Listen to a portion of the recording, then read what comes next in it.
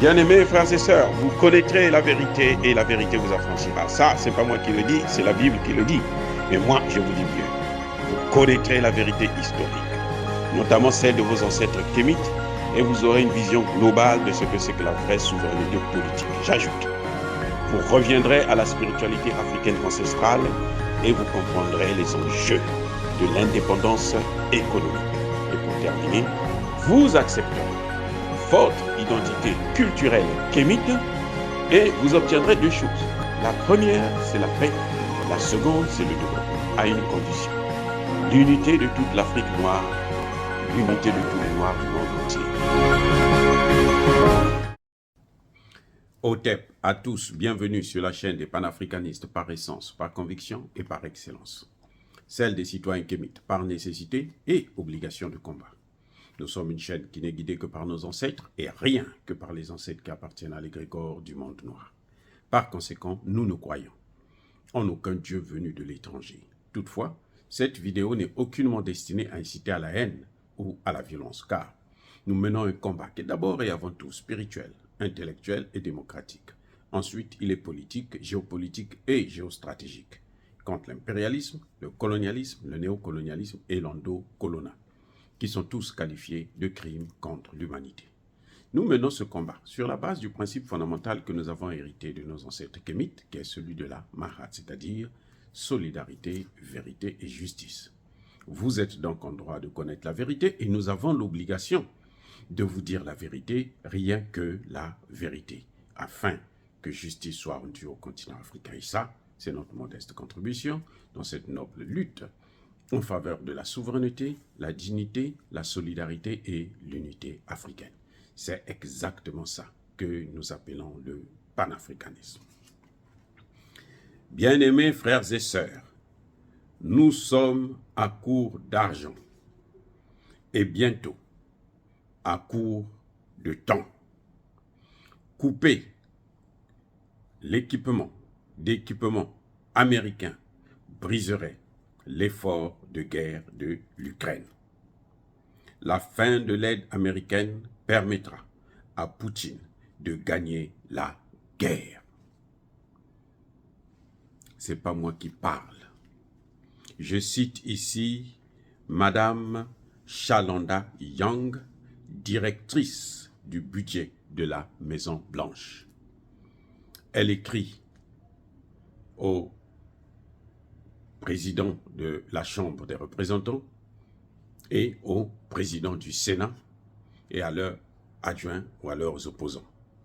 Parce que vous savez, aux États-Unis, la Chambre des représentants, la majorité est républicaine, donc elle écrit au président et à la minorité démocrate, le chef de la minorité démocrate. Pareil au Sénat, elle écrit au président, le démocrate, Jacques Schumer, et au responsable de la minorité républicaine. Et le chef de la majorité républicaine de la Chambre des représentants, le président donc de la Chambre des représentants, Mike Johnson, lui, il demande des comptes. Il dit oui, c'est vrai, il y a cette situation. Ma priorité, c'est Israël. Et moi, je veux qu'on me donne des comptes, qu'on me dise que l'Ukraine puisse me donner un plan de succès qui lui permettra donc de gagner cette guerre, ce qui n'est pas évident. Donc, en fait, l'Ukraine a perdu la guerre. Au moment où je suis en train de réaliser cette vidéo, aujourd'hui, là même dans la journée, le président Zelensky était appelé à parler devant la Chambre des représentants pour solliciter l'aide. Et vous savez quoi? Il a fui. Il n'a pas parlé. Il était prévu de parler en vidéoconférence. Il ne l'a pas fait. Il a évité la confrontation. Les Américains ont lâché définitivement l'Ukraine. Parce que Mike Johnson, le chef de la majorité de la Chambre des représentants, lui, il dit lui, ce qui compte pour lui, c'est Israël. Il faut aider Israël à tout prix. Et ils disent même que si on veut aider l'Ukraine, il faut alors que le Congrès puisse prévoir une grosse somme d'argent pour lutter contre l'immigration à la frontière avec le Mexique, pour mettre un mur. Et ça devient plus compliqué pour l'Ukraine. Tandis qu'à l'intérieur même, ils ont des, comment dirais-je, des problèmes internes. Donc c'est pour les États-Unis et leurs alliés un échec militaire. Mais c'est aussi un échec économique. Parce que vous savez très bien que la Russie subit 17 000 sanctions. 17 000 sanctions de l'OTAN. C'est un échec militaire parce que aujourd'hui, les experts vous disent que la capacité militaire, l'industrie militaire de la Russie fabrique 7 fois plus d'armes que l'ensemble des pays de l'OTAN. Et vous savez, les Européens avaient un projet de fabriquer 1 million d'obus avant février 2024. Vous savez, ils ont évalué en novembre dernier, la fin du mois là, ils ont dit que en un an là, au lieu de 1 million, ils sont à peine à 300 000. Ils n'ont même pas la moitié, ils ne pourront même pas atteindre la moitié. Donc c'est un échec aussi au niveau de l'industrie militaire. Vous vous souvenez de Bruno Le Maire, le ministre français de l'économie, qui disait qu'on va dévaster l'économie russe en quelques heures, en quelques jours. Aujourd'hui, les experts vous disent que la Russie, le PIB de la Russie en 2024 sera supérieur au PIB de l'ensemble de tous les pays européens. Donc, c'est un échec aussi au niveau idéologique. La multipolarité est en vogue. 150 États frappent à la porte des BRICS. 150 États. Et les gens ne veulent plus de l'unipolarité des États-Unis. C'est aussi un échec dans la gestion de l'argent.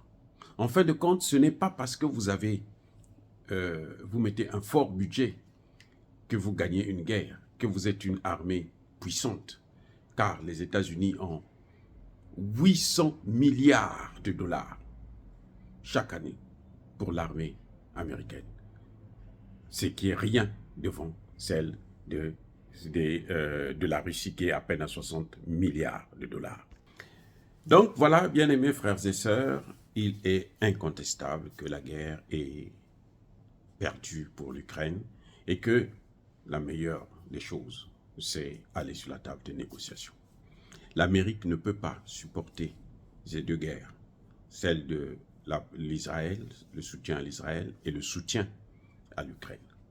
Et les Américains eux-mêmes sont de plus en plus plutôt réticents. Ils se disent que à quoi ça sert d'investir autant de milliards pour une guerre déjà perdue d'avance. En ce moment, le camp Joe Biden demande 61 milliards en plus pour aider l'Ukraine. Et c'est impossible. C'est impossible parce que le budget provisoire qu'ils ont jusqu'à mi-janvier a été adopté vraiment in extremis et il a fallu que les démocrates puissent enlever une ligne budgétaire pour l'Ukraine. C'est comme ça que c'est passé afin d'éviter que ce qu'on appelle shutdown de government, que le gouvernement ne puisse être dans l'incapacité même de payer les fonctionnaires. Donc voilà, bien-aimés frères et sœurs, dire cela, c'est inciter à la haine ou à la violence. Non, au contraire, nous demandons à ce que l'Ukraine puisse négocier parce que depuis le début, si l'Ukraine avait négocié, peut-être que cette guerre ne serait pas arrivée au point où ça allait. Mais maintenant, c'est sûr que la Russie ne laissera pas les territoires qu'elle a occupés, elle ne les remettra pas. Surtout qu'il y a eu des référendums dans ces zones et les populations ont accepté de faire partie de la Russie. Personne ne reviendra sur ça. Or, bien-aimés frères et sœurs, encore une fois de plus, soyez bénis, abondamment bénis par le Dieu des Kémites et par nos ancêtres angélisés.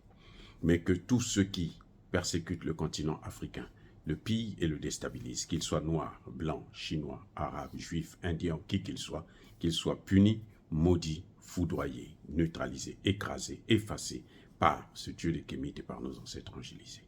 Vive l'Afrique éternelle, j'ai dit et j'assume.